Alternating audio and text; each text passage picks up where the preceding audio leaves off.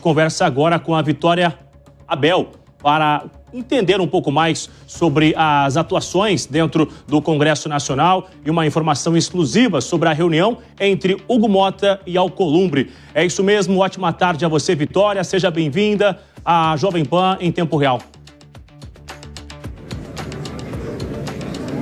Olá, Bruno, Márcia, a todos aqueles que acompanham a Jovem Pan. A gente está aqui ao vivo com o senador Randolfo Rodrigues, líder do governo no Congresso Nacional, justamente para saber como que deve ser essa reunião mais tarde com o presidente Davi Alcolumbre diante da oposição e dos protestos de oposição aqui no Congresso Nacional. Senador, seja muito bem-vindo à Jovem Pan. Boa tarde. Boa tarde, Bruno, Márcia.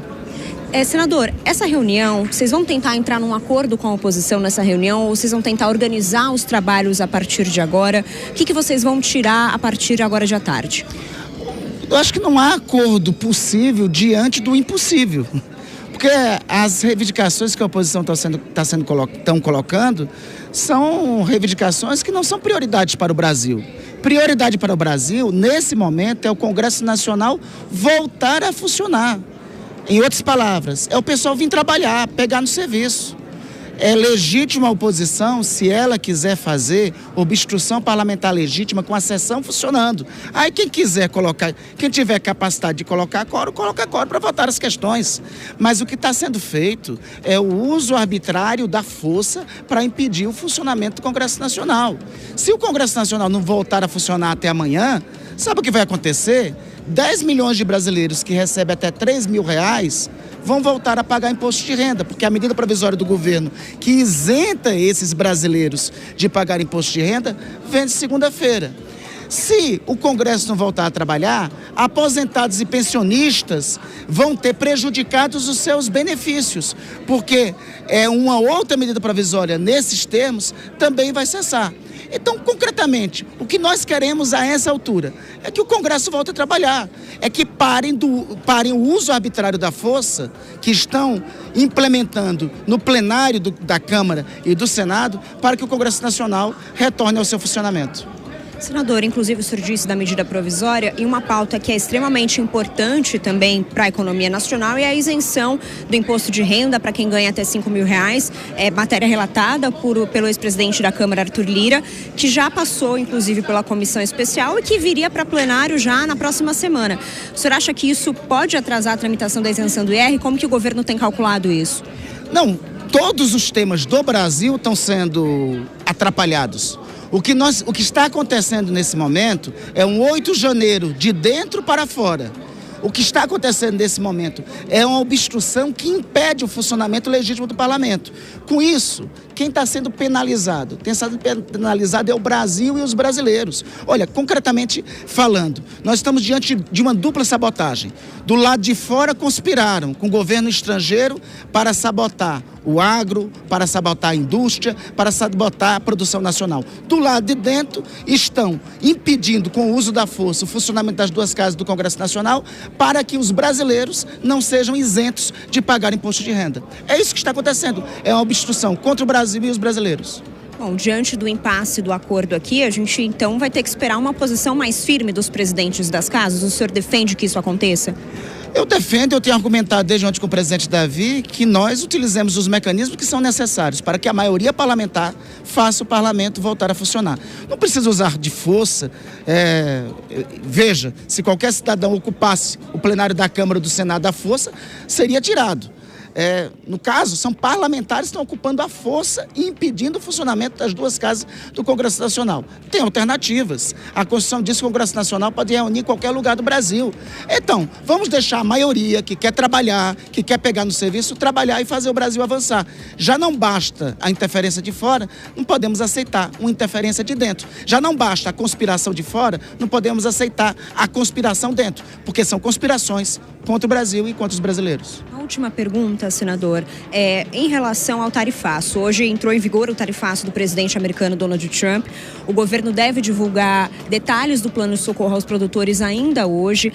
O senhor chegou a olhar esse plano? Vai ser uma medida provisória? Porque depois vai acabar sendo encaminhado aqui para o Congresso Nacional. Como que vocês pretendem dar andamento a isso? Em primeiro lugar, é determinação do presidente da República e do ministro da Fazenda. Determinação do presidente da República ao ministro da Fazenda. Nenhum dos setores atingidos pelo tarifaço vai deixar de ser socorrido. Nenhum trabalhador, todos os trabalhadores vão ter seus empregos assegurados. As medidas, como você já disse, Vitória, vão ser anunciadas ainda no decorrer do dia de hoje pelo ministro Fernando Haddad. As medidas pressupõem ações junto ao BNDES e ações do governo de crédito a produtores. Algumas poderão ser ato de decreto do presidente da República. Outras, certamente, precisará da apreciação de medida provisória. Medida provisória tem força de lei a partir de sua edição, mas é lógico que tem que ser votada aqui no Congresso Nacional. Por isso, é um reclamo que faço a todos que estão me assistindo. Chamem os deputados e senadores para virem trabalhar, para pegarem no serviço, para acabarem com a balbúrdia. Sabe aquela balbúrdia que disseram no governo passado que tinha na universidade? Pois é, a balbúrdia está acontecendo aqui. E é uma balbúrdia contra o povo brasileiro. Certo, senador, muito obrigada pela sua participação. Márcia, Bruno. Rapidamente aqui, Vitória, se o líder conseguir ainda lhe responder, já é estudado pelo governo que seja levado a sessão da Câmara ou do Senado para um outro ambiente, como disse o líder Randolph, ou ainda não se fala, inclusive, sobre ocupar o auditório aí mesmo na Câmara dos Deputados?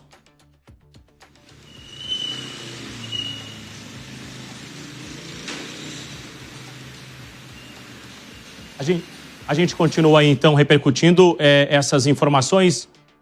Já a gente volta a ouvir a nossa repórter Vitória Abel, uma excelente entrevista com o líder Randolph Rodrigues. Vamos ouvir, então, os nossos comentaristas, o Acácio Miranda. Acácio, a gente já repercutia que existe essa chance, essa ideia de realizar uma sessão num auditório, ali mesmo dentro da Câmara dos Deputados, e o líder, então, cita o que diz o regimento, né, que há essa possibilidade de realizar uma sessão em qualquer outro local quando reúne a maioria. E aí, o que esperar, de fato, em relação a ser analisado essa MP em relação ao imposto de renda, que é urgente para o governo, inclusive?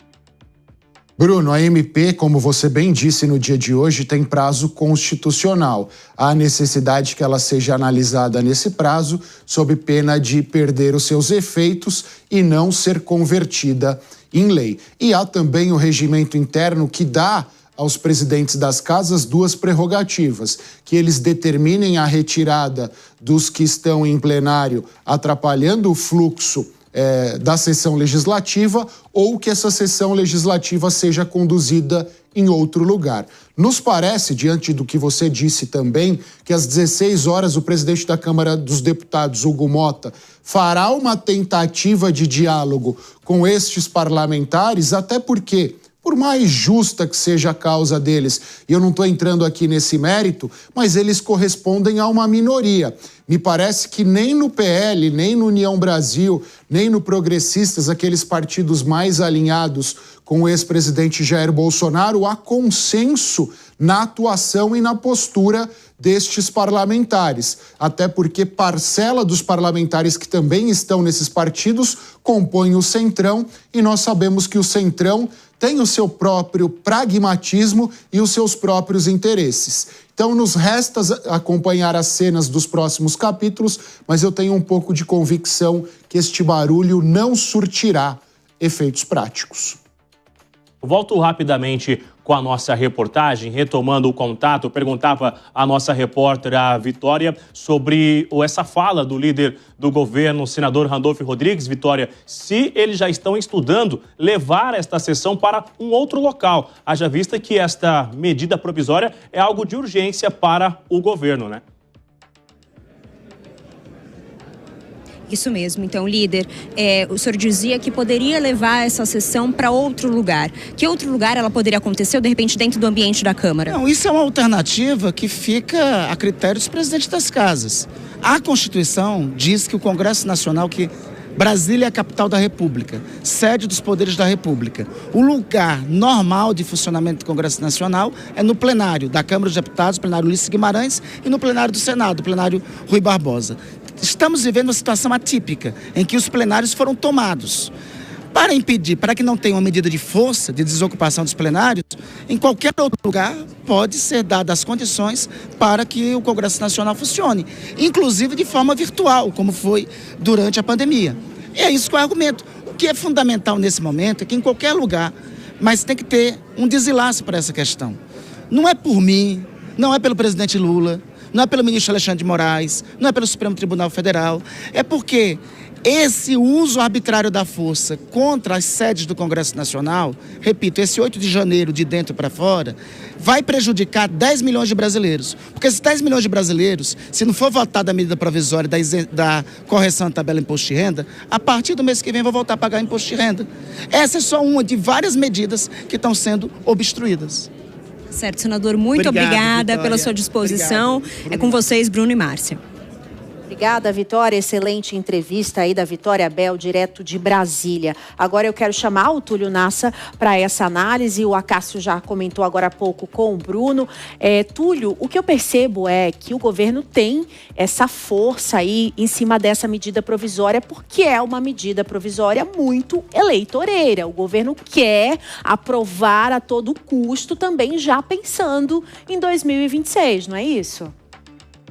Com certeza, Márcia. É uma medida forte para o governo e também para os parlamentares. Afinal de contas, ninguém deles quer ser o voto contrário a essa situação, né? Eles estão pensando, obviamente, nas eleições de 2026. Mas esse cenário tem provocado aí uma sinuca, né? Eu estava ouvindo aqui atentamente o senador falar que poderia mudar o local da sessão, mas veja, imagina se a oposição também sai de um auditório e vai para o outro auditório fazer essa obstrução. Parece que não tem muita saída. A saída realmente vai ser qual é a negociação que vai interessar a oposição para desobstruir o Congresso Nacional. Me parece que o PL da anistia teria esse poder, mas não sei realmente se o Centrão vai comprar essa briga. Então precisamos ver cenas do próximo capítulo, Márcia. Difícil também. Obrigada, Túlio e Acácio. Já já a gente volta com vocês. Agora eu vou me despedir do Bruno Pinheiro, que vai encerrar a participação dele hoje aqui, direto de Brasília. Bruno, o negócio continua quente por aí? Assim, continua acontecendo tanto na Câmara dos Deputados quanto no Senado. Estamos de olho, daqui a 5 minutos aproximadamente, esta reunião na residência oficial do Senado e na Câmara dos Deputados. São vizinhos, um ao lado do outro ali, então aguardar qual será o resultado. E eu também sigo aqui ocupando o estúdio da Jovem Pan. Já já tem mais informações. Sigo de plantão, viu, Márcia? Perfeito, então. Obrigada pela participação. Já já tem Bruno Pinheiro no 3 em 1. Agora, 3h49.